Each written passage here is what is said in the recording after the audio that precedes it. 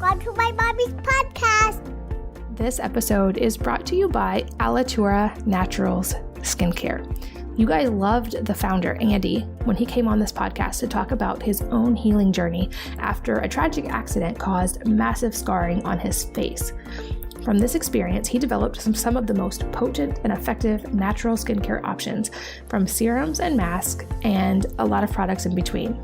The results are super visible on his perfectly clear skin that is free of scars. I personally love the mask and I use it a couple times a week, and I often use their gold serum at night to nourish my skin while I sleep. All of their products have super clean ingredients and they really work. Andy is absolutely dedicated to creating the highest quality products possible, and it shows. You can check them out at alituranaturals.com/wellnessmama and use the discount code wellness to get 20% off. So again, that's Alitura Naturals. So ALITURANATURALS.com/wellnessmama and the discount code wellness to save 20%. This episode is brought to you by Branch Basics. They are one of my favorite companies because they are tackling two major problems with one simple solution. We've all heard about the problems with single-use plastic and how they are polluting the environment, how overuse of plastics is bad for us as humans. And if you've read my blog, you're also well aware of the potential pitfalls of harsh household cleaners, especially if you have kids in the house. Branch Basics helps on both of these fronts. They have the world's safest non-toxic cleaning concentrate. It is plant-based, biodegradable, so it's safe for the environment. It's non-GMO, and it's not tested on animals. Since it's a concentrate, a single bottle lasts a really long time, which drastically cuts down on extra plastic bottles that you would get if you bought cleaners already pre-made. It's gentle enough to be used on skin, even on babies, but strong enough to clean floors or greasy messes, even paint stains. And I use it to make an all-purpose cleaner, to treat stains in the laundry, even as a laundry soap. Their bottles are all reusable, or you can do what I do and mix everything in reusable glass bottles instead. And when I say this is good for everything, I mean it. I carry a travel-size foamer pump when I travel, and I use it as a hand soap instead of using nasty soaps in bathrooms.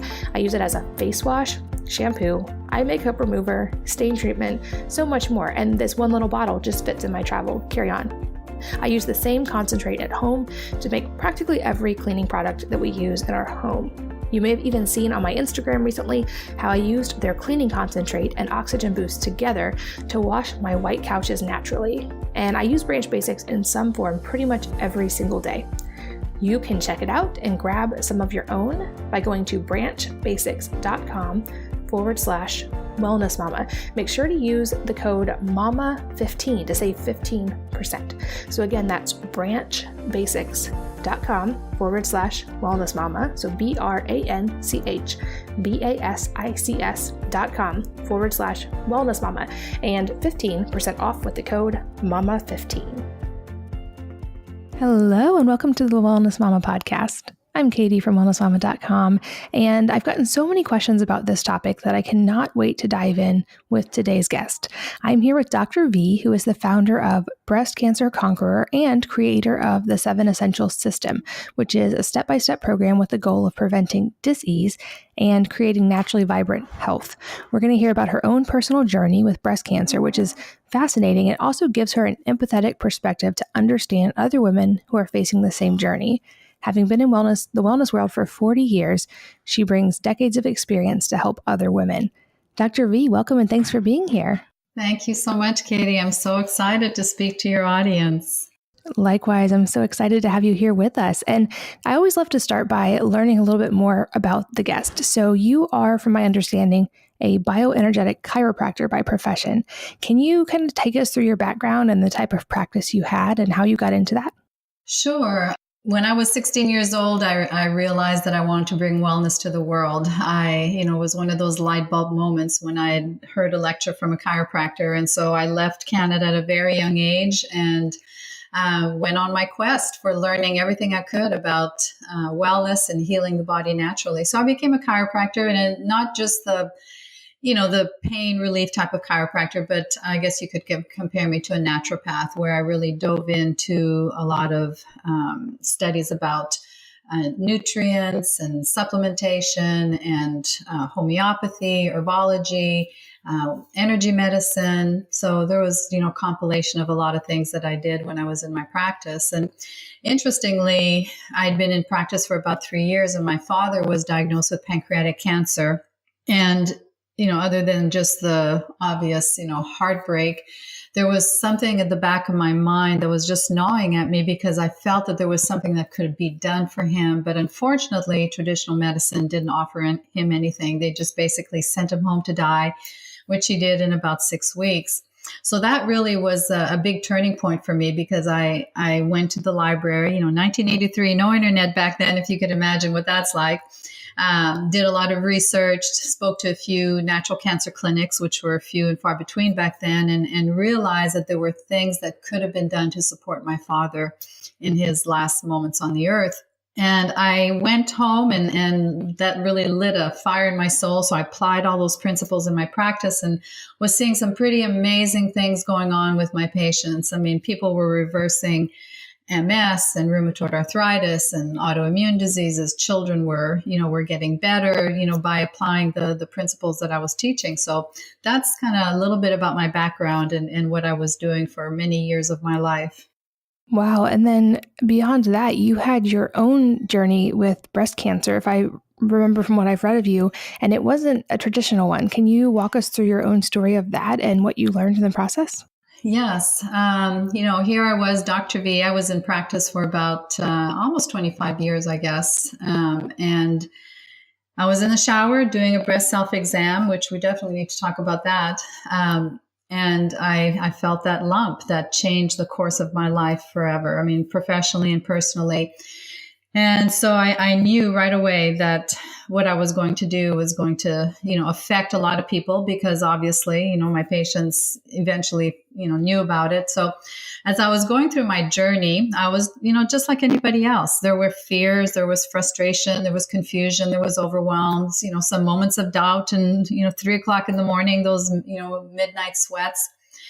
But I realized that it was so complicated. And even back in 2004, there was, starting to be a lot of information and people were confused about which way to go when it came to healing and reversing diseases like cancer. So I really felt that if I was going through that, I wanted to be able to simplify it so women going forward, if they were faced with a situation like mine, that they could have a step-by-step guide that would walk them through and would take away a lot of the frustration and confusion and the overwhelm. So that's when I created the 7 Essential system. And, that really has been a great guide for women. I mean, we've coached women in 41 countries, hundreds and hundreds of women. And so it's been a real help. And I just want to add too, that I've kind of come out of the closet and not everybody knows this, but I'm speaking about it more freely now. In 2015, I had a recurrence. So talk about devastation, right? Here I was the breast cancer conqueror. That's how I was known by then. And I was, teaching and on stages and wrote a book called Heal Breast Cancer Naturally. And yet I started facing a second journey. So what the heck, right? What happened? What was I missing? Was I a fraud? Did the 7 Essentials not work? What was going on in my life? So I had to really take a step back. And just like we teach our clients, it's so important to look at each of the essentials and make sure that you're applying all the principles and that you're taking time to heal. And I think that was the big problem for me, is that I was so caught up in taking care of these women and really wanted so desperately everybody to get well, right? I wanted to heal the world. But I realized very quickly that was draining my energy and I didn't set proper boundaries, and it just brought me down the spiral of, facing another journey. So the good news is we're 2019 now, by August of 2018, everything was clear, vibrantly healthy again. I'm feeling great and learned a lot. So this second part of my journey, I've included in the second edition of my new book that's coming out in a few months. Wow, that's incredible. And I want to go deep on the 7 Essentials in a couple of minutes. But first, I'd love to know if you're comfortable sharing what kind of treatment you chose for breast cancer, because I know that's a question many people have when they get that news, and also what things during that time, regardless of treatment, you feel like really made the biggest difference for you and just how you felt. Well, from 2000, my first journey in 2004 was a little different than 2015 because I had learned so much by, the time I was coaching women specifically on breast cancer. And so then there was a lot more research, a lot more availability of different tools. So basically, in 2004, I did a lot of homeopathy and tinctures, high dose proteolytic enzymes, just really hunkered down, changed my diet, did a lot of emotional work. I discovered I had a cavitation, which I did. A cavitation is an infection in the bone as a result of an extraction of a tooth that was not properly cleaned out. And that sat on the left breast meridian. Imagine that. And in 2015, I used more blood work, different kinds of tests that were now available. Different protocols. One of the things that I did was the RGCC test, or the grease test as it's known, and basically found out what natural extracts supported my healing and would really kill those breast cancer stem cells. Did a lot of high dose vitamin C IVs, a lot of emotional work, did, another deep dive in that area, and, had some more cavitation. So I had to have some dental surgeries and ozone injections. So, it's never, done and once and done type of situation. Once you've developed an issue with your health, I believe that it's very important to keep a pulse on your health at all times. Yeah, I definitely agree with you on that for sure. To circle back a little bit, so you mentioned you found this during a breast exam, and I know that's one of those things that we're always told that we should do, but having actually been through that process and now working with women who are facing the same thing, can you give any tips or advice for the best way, the timing, how to make sure we're not missing anything? Well, the great news is there's more and more research showing how effective a breast self-exam can be if women are properly trained. As a matter of fact, there was a 25-year Canadian study where they compared mammography and self-breast exam, and they found, and this was on 90,000 women, they found that there was really no difference when it came to mammography and self-exam. They were basically the same, and the mammography did not reduce breast cancer mortality rate at all. So learning to do a proper breast self-exam is so important. And there's a new tool that's coming out that's called My Breast Friend. Now, the foundation, the Mamacare Foundation, is a foundation that has trained clinicians for over 30 years on how to do a proper exam on women. And it involves the use of a silicone breast model with, it feels exactly like breast tissue, and there's little tumors or nodules at different depths and different sizes in this model. And so the company, the Mamacare Foundation, has asked me to bring this product to the general public so that women will be able to have the access to this silicone model and learn how to do a proper breast self-exam. Because there's a lot of confusion out there about, do you do it standing up? Do you do it laying down? Do you lay on your side? When do I do it? All those questions will be answered with this new training module called My Breast Friend. So stay tuned for that, because that'll be coming out in a few months as well. That's fascinating. And you mentioned mammograms, and that's a question I get pretty often because people like Dr. Mercola have brought awareness to the fact that mammograms can have their own risks. And so there are now people recommending alternative methods like thermography. I'm curious your take on that, and both what you did personally and what you recommend. Well, I've never had a mammogram personally. It's my belief, and research has shown that compression and constant radiation to a sensitive tissue like breast tissue can increase your risk for breast cancer. It can spread. You think about it, if there's a little tumor in the breast and you compress it very hard and you add radiation to that, that's not a good recipe for good health. So there are alternatives, and I'm not telling your audience not to have a mammogram, but I'm encouraging them to make informed decisions. So if you choose to do a mammogram, then get another tool. Obviously, the self-breast exam is great. An ultrasound is also another great way to, assess breast tissue.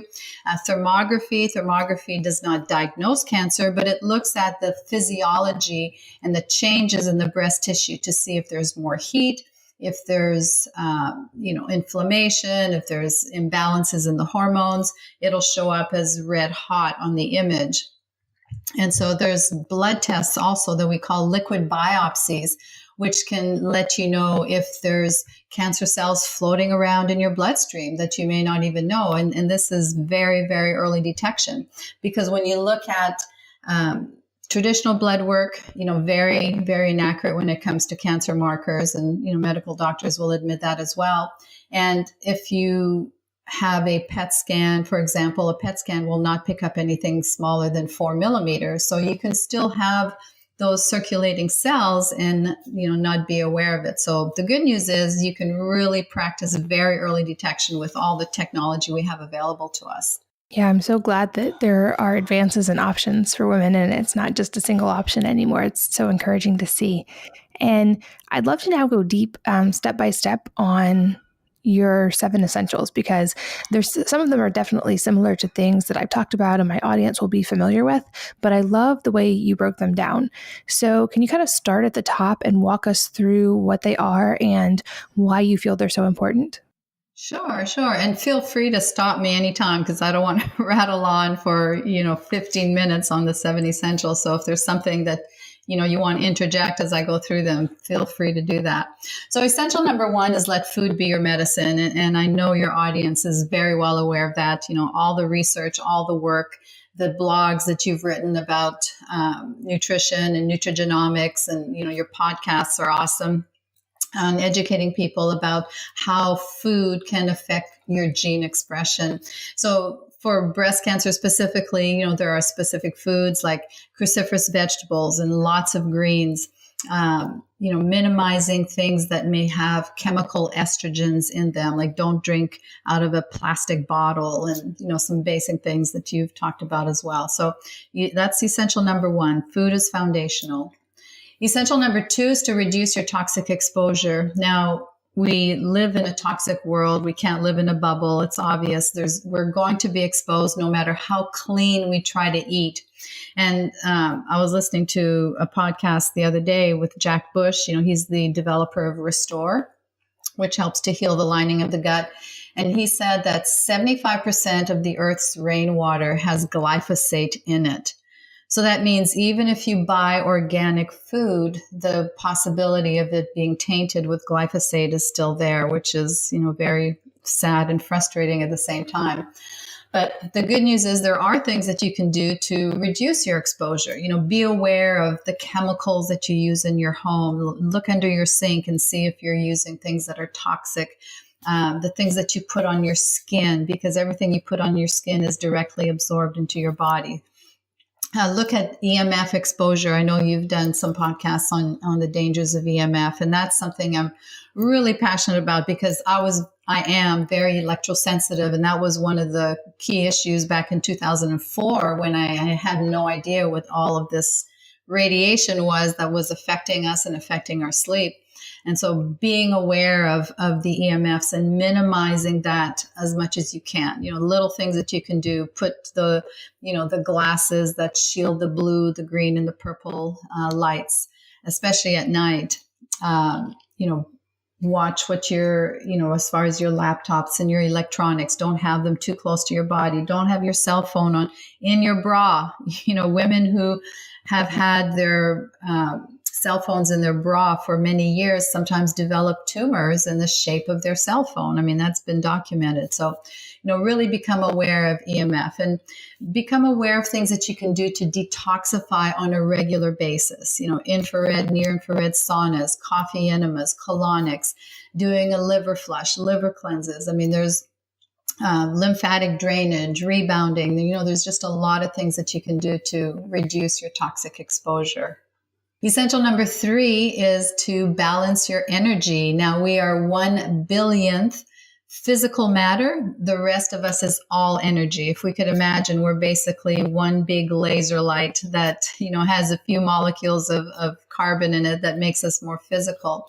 So how do we keep that energy balanced in the chaotic world that we live in? Well, there's basic things, chiropractic, very important because it balances your nerve system, which is the master computer for every single cell in your body. Acupuncture, exercise, moving your body is so important. American Cancer Society has said that if you just move your body 30 minutes a day, it can increase longevity for women who've had breast cancer. Massage, reflexology, just basic things, making sure you're getting proper sleep. I mean, sleep is one of those things that unfortunately 35 to 40% of Americans suffer from sleep deprivation and are on some sort of medication for sleep.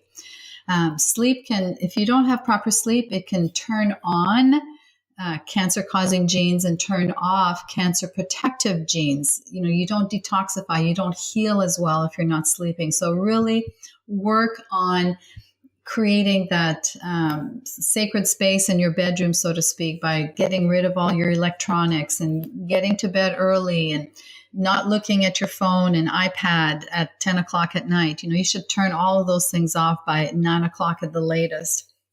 And then lastly, when it comes to balancing your hormones, balancing your energy, hormones is a big, big deal. I know women have been told that their hormones are driving cancer, right? If they have an estrogen positive or progesterone positive cancer, they're told by their doctors that they need specific drugs to suppress their hormones. So if we try to reason on this for just a minute, just think about it. We need our hormones for vital health. We need our hormones for brain health, bone health, cardiac health, immune health. And if our hormones were driving cancer, every 20-year-old on the planet who's a raging hormone would be driving cancer. So the question is, what is driving those hormone-driven cancers? Two things. Number one is your exposure to chemical estrogens, or we call them xenoestrogens. So look at your environment. Pesticides, herbicides can drive and mimic estrogen.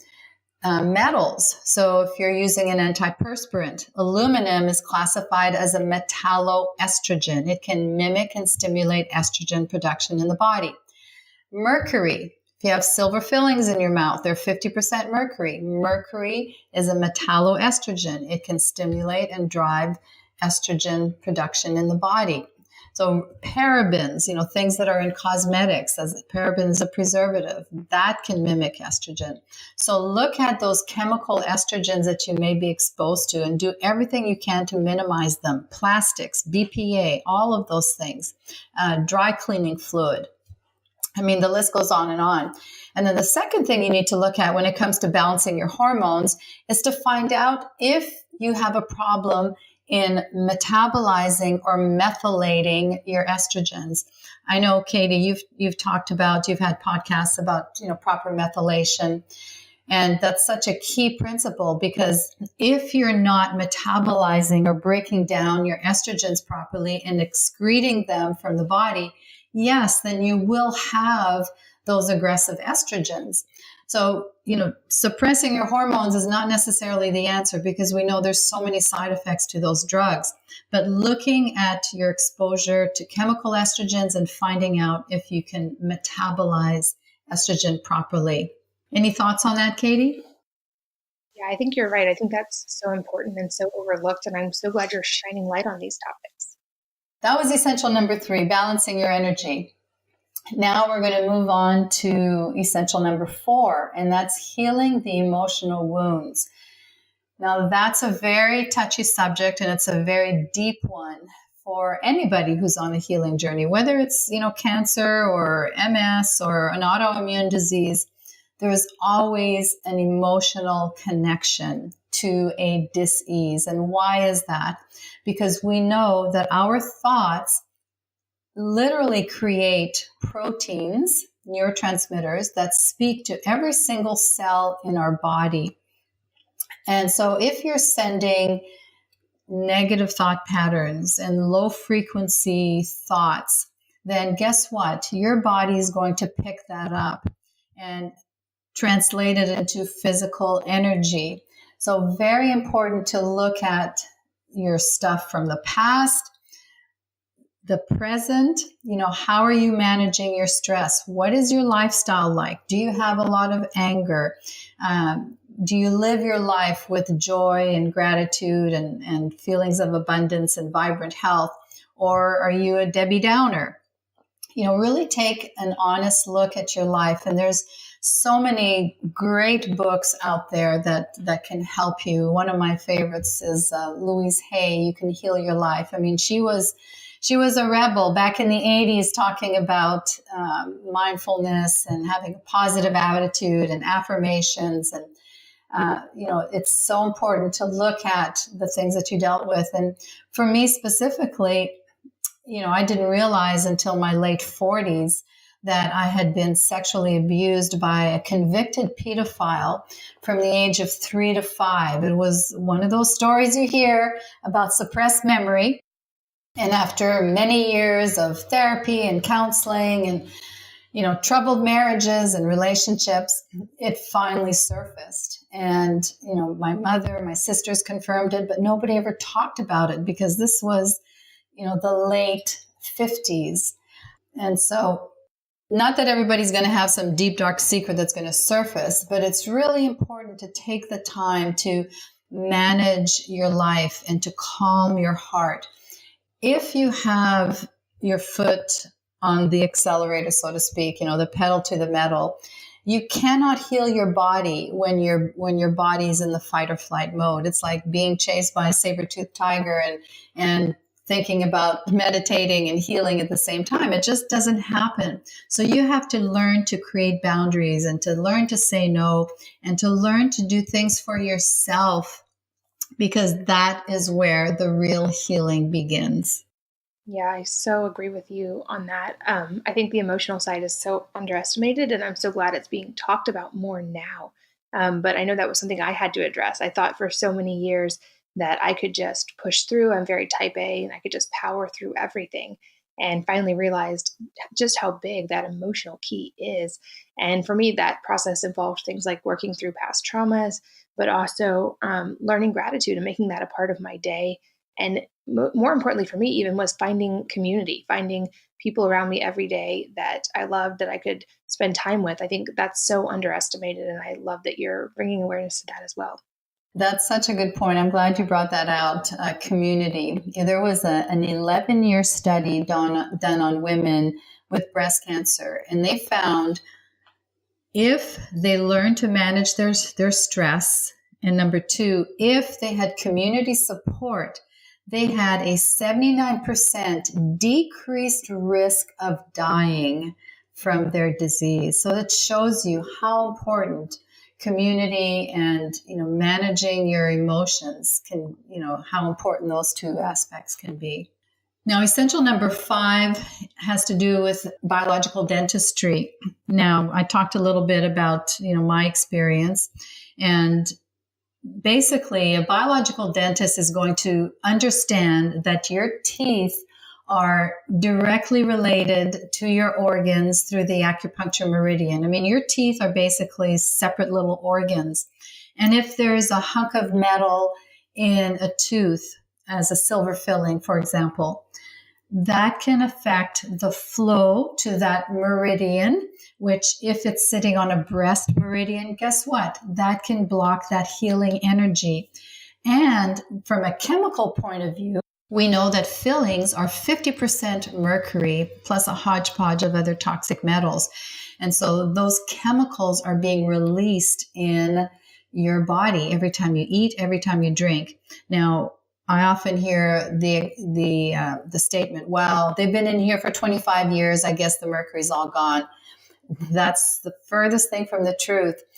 If you go on YouTube and you Google smoking tooth, you'll see a dentist rubbing an amalgam on an old filling. It was 25 years old, and you can see the methyl mercury vapors just being released from that tooth. So I don't care how old that filling is. If you have fillings, those need to be replaced, in my opinion. So consult with a biological dentist. And, talk about root canals as well. It's very important that you understand that a root canal is just a dead organ. It's like having a dead appendix or a dead gallbladder in your body. It's infected.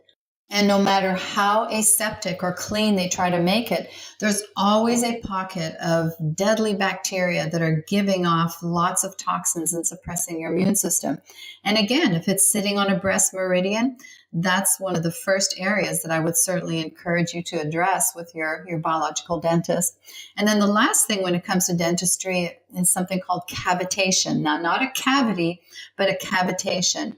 A cavitation occurs when a tooth is extracted and the pocket is not cleaned out properly. A lot of the ligaments are left behind. And when it heals and closes up, that creates a potential site for infection in the bone. And interestingly, in my second healing journey, I discovered that I had basically a dead tooth sitting on the top left breast meridian. And it was called root resorption, where my body attacked my tooth. I had no idea. And there was an infection in the root, and it was just a really strange thing that rarely happens, but something new that I learned about, and it was definitely sitting on that left breast meridian. So make sure that you work with a biological dentist that really understands and knows your objectives and your goals in getting well. Now, essential number 6 is the one that many people have questions about. That's, what can I take? It has to do with therapeutic plants and herbs and supplements that can really affect the cancer and boost my immune system. In short, if you go to pubmed.org and you put in the search bar breast cancer vitamin C, breast cancer selenium, breast cancer magnesium, breast cancer bloodroot, breast cancer quercetin, you'll see literally thousands of publications and studies that show beyond a shadow of a doubt that these things have a huge impact on how your body can heal.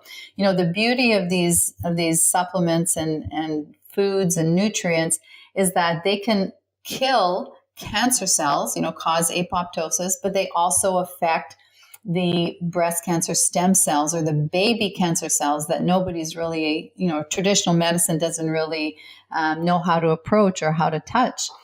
And, you have to look at what are these substances doing to your immune system as well. There's so many things, like I know you're very fond of and supportive of nutritional and medicinal mushrooms, which are awesome because, lots of clinical studies, and medicinal mushrooms are actually part of traditional medicine in Europe, in Germany, in clinics that work with cancer patients.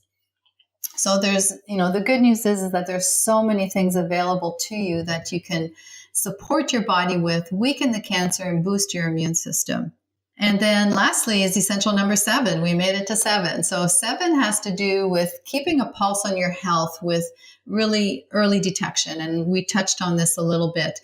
Using tools outside of traditional medicine. Obviously use your tools with traditional medicine if those are the things that you choose, the blood work, the regular CBC panels, thyroid panels, liver, all of those things.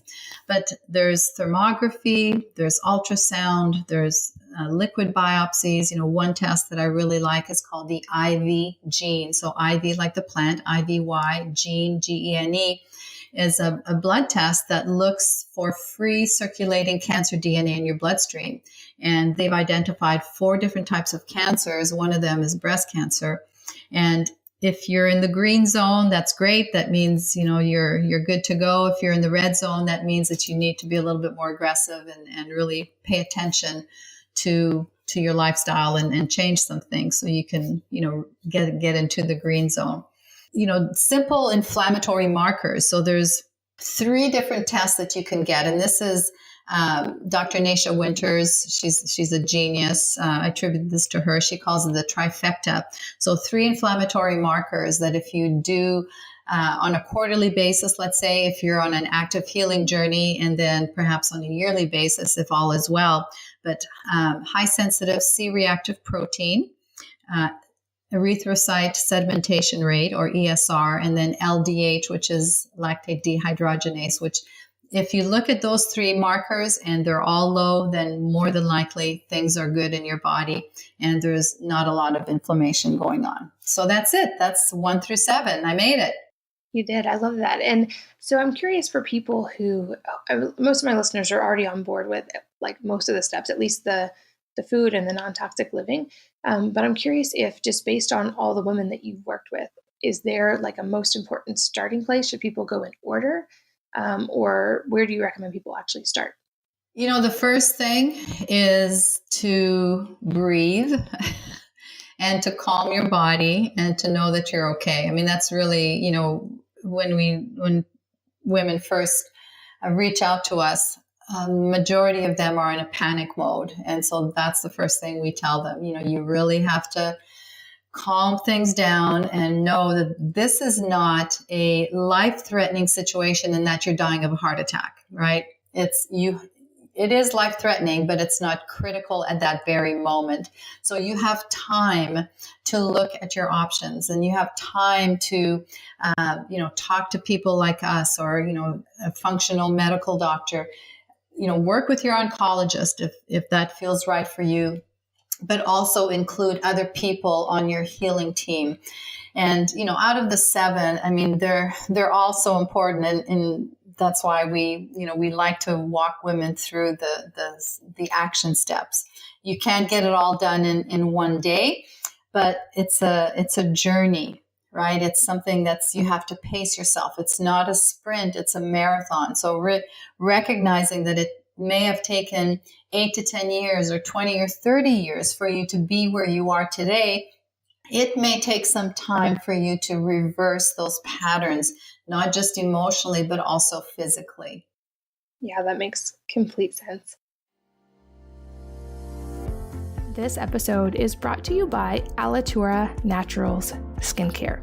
You guys loved the founder, Andy, when he came on this podcast to talk about his own healing journey after a tragic accident caused massive scarring on his face. From this experience, he developed some of the most potent and effective natural skincare options, from serums and masks and a lot of products in between. The results are super visible on his perfectly clear skin that is free of scars. I personally love the mask, and I use it a couple times a week, and I often use their gold serum at night to nourish my skin while I sleep. All of their products have super clean ingredients, and they really work. Andy is absolutely dedicated to creating the highest quality products possible, and it shows. You can check them out at alituranaturals.com/wellnessmama and use the discount code wellness to get 20% off. So again, that's Alitura Naturals. So ALITURANATURALS.com/wellnessmama and the discount code wellness to save 20%. This episode is brought to you by Branch Basics. They're one of my favorite companies because they are tackling 2 major problems with one simple solution. We've all heard about the problems with single-use plastic and how they are polluting the environment, how overuse of plastics is bad for us as humans. And if you've read my blog, you're also well aware of the potential pitfalls of harsh household cleaners, especially if you have kids in the house. Branch Basics helps on both of these fronts. They have the world's safest non-toxic cleaning concentrate.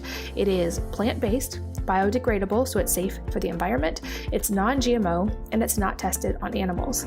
Since it's a concentrate, a single bottle lasts a really long time, which drastically cuts down on extra plastic bottles that you would get if you bought cleaners already pre-made. It's gentle enough to be used on skin, even on babies, but strong enough to clean floors or greasy messes, even paint stains. And I use it to make an all-purpose cleaner, to treat stains in the laundry, even as a laundry soap. Their bottles are all reusable, or you can do what I do and mix everything in reusable glass bottles instead. And when I say this is good for everything, I mean it. I carry a travel size foamer pump when I travel, and I use it as a hand soap instead of using nasty soaps in bathrooms. I use it as a face wash, shampoo, eye makeup remover, stain treatment, so much more, and this one little bottle just fits in my travel carry-on. I use the same concentrate at home to make practically every cleaning product that we use in our home. You may have even seen on my Instagram recently how I used their cleaning concentrate and oxygen boost together to wash my white couches naturally. And I use Branch Basics in some form pretty much every single day. You can check it out and grab some of your own by going to branchbasics.com/Wellness Mama. Make sure to use the code MAMA15 to save 15%. So again, that's branchbasics.com/Wellness Mama. So branchbasics.com/Wellness Mama, and 15% off with the code MAMA15. Another question I get a lot in relation to cancer in general, and one that I've researched quite a bit myself, is the potential for fasting to help. I know that there are a couple of doctors who have kind of pioneered that research. It's mainly top of mind for me because I'm in the middle of my yearly, start the year off right fast, just for my mental clarity and the spiritual emotional side. But I'm curious if that's something that you've personally done or if you've seen the research on. Absolutely. I'm a huge proponent of fasting, intermittent fasting, and fasting in general. We know that women, for example, who fast 48 hours before chemotherapy have fewer side effects, have more benefits from the chemotherapy, bigger die-off and tumor shrinkage. And that's a simple thing that anybody can do. We know that fasting can kill off unhealthy cells, boost your immune system, natural killer cells. I mean, there's so many benefits to it. And we do encourage our clients to look at fasting, especially intermittent fasting. We have them look at their blood sugars, their fasting insulin, their HbA1c, their fasting glucose that looks at the 90-day average. And if it's high, then we definitely want to bring that down, because those high numbers are an indication that there's things that are turned on. One of the pathways, the mTOR pathway, that's going to stimulate cell growth and cellular production. And so using fasting is a very simple thing that you can do, and it's so effective in so many ways. Yeah, I love that. I haven't, fortunately, ever had to experience a cancer diagnosis, but I know just from my own research, just the many benefits of fasting across the board for health and how it can help with, like you mentioned, blood glucose and so many things. So it's something I incorporate regularly in various forms, and I love that you've worked with it as well. Another thing often related to breast cancer that has been in the news a lot because of celebrities choosing to get preemptive surgeries is genetic predisposition, or people who have the BRCA gene. I'm curious, do you have any specific advice for people who have been told they already have a genetic predisposition to get cancer? Well, that's a great question. I'm glad you brought that up, because I know that the Hollywood hype with Angelina Jolie, and I'm not judging her. I feel very sorry for her because she saw her mother die a horrible death because of cancer. She basically jumped the gun and felt that removing breast tissue and female organs would prevent her from developing cancer. Well, we know that less than 5% of women who have breast cancer actually have the familial genetic trait. If you have that trait, there are many things that you can do to support your health and prevent that, because women don't realize that the BRCA gene is a good gene. It's a tumor suppressor gene. We want it to be working. So how do we turn that gene on? Well, there was an interesting study. I forget exactly the name of the study, but just simply eating 1.5 cups of whole edamame beans every day actually reversed the BRCA gene mutation. And I believe it was in vitro, not in a live person, but in vitro. So it shows you the potential for food. So it's like having a predisposition to type 2 diabetes, for example. You may not develop type 2 diabetes if you do everything you can to avoid sugar, your carbs, you exercise, you do everything right, diabetes will never show up for you. And it's the same with breast cancer or any disease. If you have that genetic predisposition, lifestyle can change so many things. Dr. Dean Ornish did amazing studies with men with prostate cancer. And just by changing their lifestyle, 400 and something genes were turned on, and 500 and something genes were turned off just by modifying their stress, their lifestyle, their food. So, your DNA is not your destiny. You have a tremendous amount of power, at your fingertips if you take the time to work with somebody who's knowledgeable in that and you have a proper mindset about it. Yeah, such an important point to remember. I think with all of the awareness of genetic testing and the ability, which I'm so grateful for, to get our genes and to start to understand them, it's also so important to realize, that we still have so much to learn. We certainly don't know everything about all of these genes and how they interact. And there's now theories, for instance, that, people who have MTHFR, which when we first started hearing about that was such a bad thing, it actually is a mutation that serves a purpose because it helps mitigate something else. And so I think that's such an important thing to remember, is that we're still learning. And also this is such a complex area, but we do have the ability to some degree to change it. Our genes are not our destiny. And a past podcast guest, Eric Remensberger, talked about his own recovery from prostate cancer and using similar treatments to what you've mentioned, and how he saw those changes in his body and his genes and everything. And even to like a lesser degree, I have a friend in the wellness world who is literally the picture of health. He's one of the most fit people I know. He walks around all the time, extremely muscular and low body fat. And his genes, he has a predisposition to obesity, diabetes, early heart attack, everything. So our genes are certainly not our destiny. And I love that you reminded us of that. Such an important point. And as we start to get close to the end of our time, which I can't believe has already started to fly by so quickly, there's a few questions I love to ask. And the first is a somewhat selfish question because I'm an avid reader. I love to hear from guests any book or books that have been really influential in your life and that you would recommend, and why. Well, there's so many. I'm like you, I'm an avid reader. I would say my first book of choice, which I mentioned earlier, is Louise Hay, You Can Heal Your Life. She talks to you like a loving mother or loving grandmother, and she really helps you to understand that there's that little person, that little girl or that little boy inside of you that may be wounded, and you just want to learn to nurture that person and love them and just help them find joy and happiness.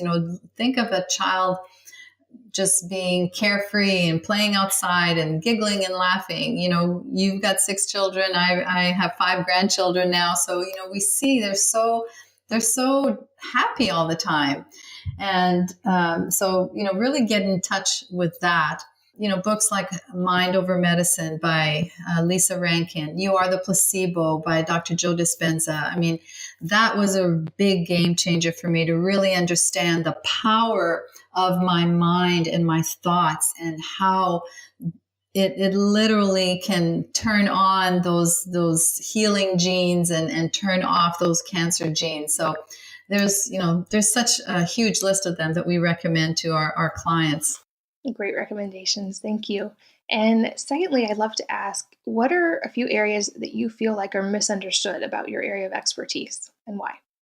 When it comes to breast cancer, one thing that really I find difficult sometimes is especially the pink movement. And I know on some level they've done some good, but there's this image of women in pink and running for the cure, and we're going to find the cure one day, when really the cure is here and now. I mean, we see people and you've met people that have reversed cancer. We've worked with, clients all over the world that have reversed breast cancer, and helping women to understand that there's so much fear. We think about a breast cancer diagnosis as such a traumatic event, which it is. But, the first thing we think about when we're diagnosed with cancer is what? Right? No hair, lying in a bed, being sick, and dying. It's a horrible way to go. it doesn't have to be that way. And I'm so passionate, about letting women know you don't have to fear breast cancer or any disease for that matter. There's so much available for you now that you can do, that you can learn about, that you can be proactive about. So, really taking the fear out of breast cancer. I mean, that's, I've got an online course called Never Fear Breast Cancer Again. And it really, helps women to understand that they can do this. That's so important. And I share your concerns about the pink movement. I think the intentions, as always, are very well intentioned. I think people truly care about other women, care about finding a cure, and especially women who have been through a similar journey to you. My heart goes out to them. But I always get a little cynical when I just see football players in pink cleats that are going to get worn one time and thrown in a landfill to create more plastic waste, or pink plastic water bottles. It's just funny to me, some of the ways that shows up. And you're right. I feel like it focuses more on the fear than the empowerment and the fact that we can do things right now that actually can reduce our risk or even help once we have received a diagnosis. Yeah, it's a multi-billion dollar industry that uses a lot of smart marketing techniques to instill fear in people about the word cancer. For sure. And lastly, if there was a piece of advice that you could spread to all women far and wide, what would it be and why? I would have to say that learn to master your mindset, especially if you're on a healing journey, to master the healing mindset and to understand the power that you have in your brain to create physical changes in your body. It's if you envision your body moving in the direction of, the cancer is spreading, or what if I get sick, or, all the what ifs, then, where your energy goes, energy flows. And we know that if we take time to meditate, to pray, to get still, and to visualize our bodies in a vibrantly healthy form and really feel what it feels like to be healthy and strong and have that energy and clarity of mind and see yourself, rolling around in the grass and feeling great. That's what you have to really focus on, is learning to master your mindset. And that can be very difficult in the midst of a lot of the negativity surrounding cancer. Yeah, totally agree. I think we're only starting to scratch the surface of understanding just how important mindset is. And I appreciate your work and all the women you're helping. Where can people find you online to learn more? Our website is called Breast Cancer Conqueror, CONQUEROR.com. We also have a presence on Facebook and Instagram. And as I mentioned, we have an online course called Never Fear Breast Cancer Again. I have my book, Heal Breast Cancer Naturally, which is a #1 bestseller on Amazon for over 4 years now in 9 different categories, including oncology and nursing oncology, which is quite surprising, but it's great to see. Second edition of the new book's coming out in a few months in the spring of 2019, so it'll be definitely updated information.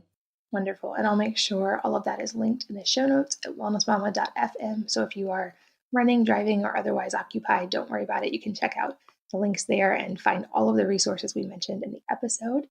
And Dr. V, thanks so much for being here today and sharing your mission and your passion with us.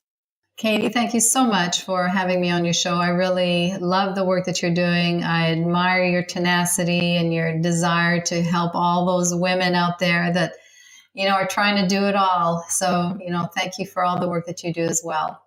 Thank you. And thanks, of course, to all of you for listening and for sharing your most valuable asset of your time with us today. We don't take that lightly. Very grateful for you. And I hope that you will join me again on the next episode of the Wellness Mama podcast. If you're enjoying these interviews, would you please take 2 minutes to leave a rating or review on iTunes for me?